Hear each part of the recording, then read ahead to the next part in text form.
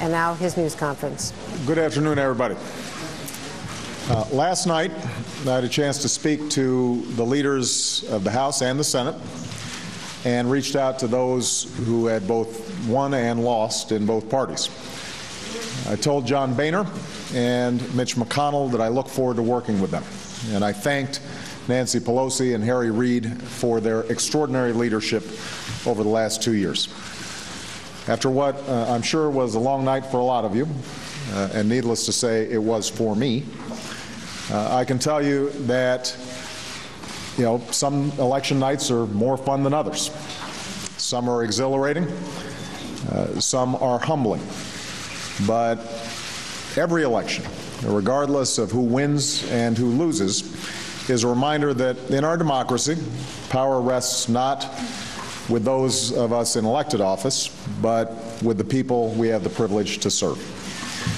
Over the last few months, I've had the opportunity to travel around the country and meet people where they live and where they work, from backyards to factory floors. I did some talking, but mostly I did a lot of listening. And yesterday's vote confirmed what I've heard from folks all across America. People are frustrated. They're deeply frustrated with the pace of our economic recovery and the opportunities that they hope for their children and their grandchildren. They want jobs to come back faster.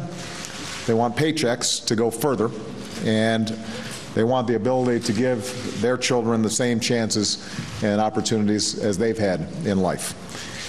Now, the men and women who sent us here don't expect Washington to solve all their problems. But they do expect Washington to work for them, not against them. They want to know that their tax dollars are being spent wisely, not wasted, and that we're not going to leave our children a legacy of debt. They want to know that their voices aren't being drowned out by a sea of lobbyists and special interests and partisan bickering. They want business to be done here openly and honestly. Now, I ran for this office to tackle these challenges and give voice to the concerns of everyday people. Over the last 2 years, we've made progress, but clearly too many Americans haven't felt that progress yet, and they told us that yesterday. And as president, I take responsibility for that. What yesterday also told us is that no one party will be able to dictate where we go from here, that we must find common ground in order to in order to make progress on some uncommonly difficult challenges. And I told John Boehner and Mitch McConnell last night I am very eager to sit down with members of both parties and figure out how we can move forward together. I'm not suggesting this will be easy. I won't pretend that we will be able to bridge every difference or solve every disagreement. There's a reason we have two parties in this country, and both Democrats and Republicans have certain beliefs and certain principles that each feels cannot be compromised. But what I think the American people are expecting, and what we owe them, is to focus on those issues that affect their jobs, their security, and their future, reducing our deficit, promoting a clean energy economy, making sure that our children are the best educated in the world, making sure that we're making the investments in technology that will allow us to keep our competitive edge in the global economy. Because the most important contest we face is not the contest between Democrats and Republicans.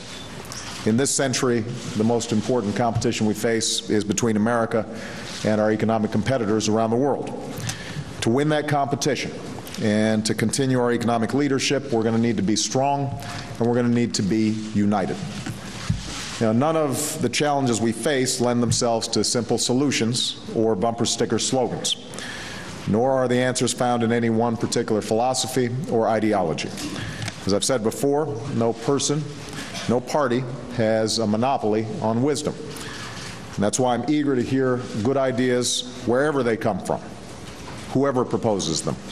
And that's why I believe it's important to have an honest and civil debate about the choices that we face. That's why I want to engage both Democrats and Republicans in serious conversations about where we're going as a nation.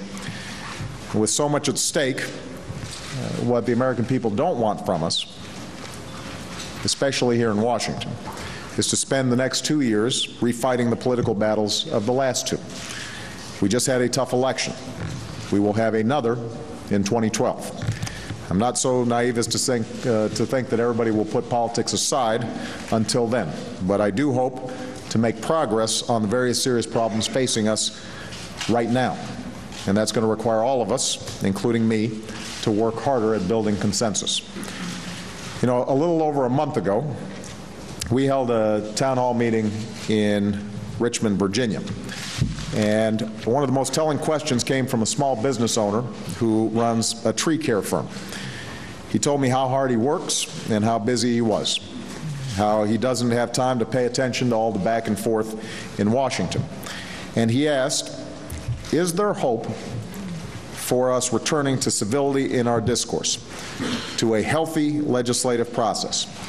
So as I strap on the boots again tomorrow, I know that you guys got it under control. It's hard to have faith in that right now, he said. I do believe there is hope for civility. I do believe there's hope for progress.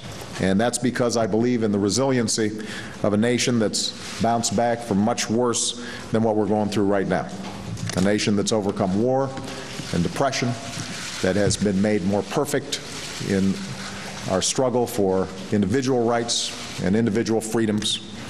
Each time progress has come slowly and even painfully, but progress has always come because we've worked at it and because we've believed in it, and most of all because we remembered that our first allegiance as citizens is not to party or region or faction, but to country.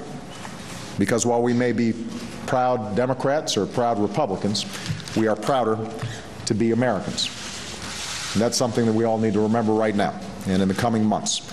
And if we do, I have no doubt that we will continue this nation's long journey towards a better future.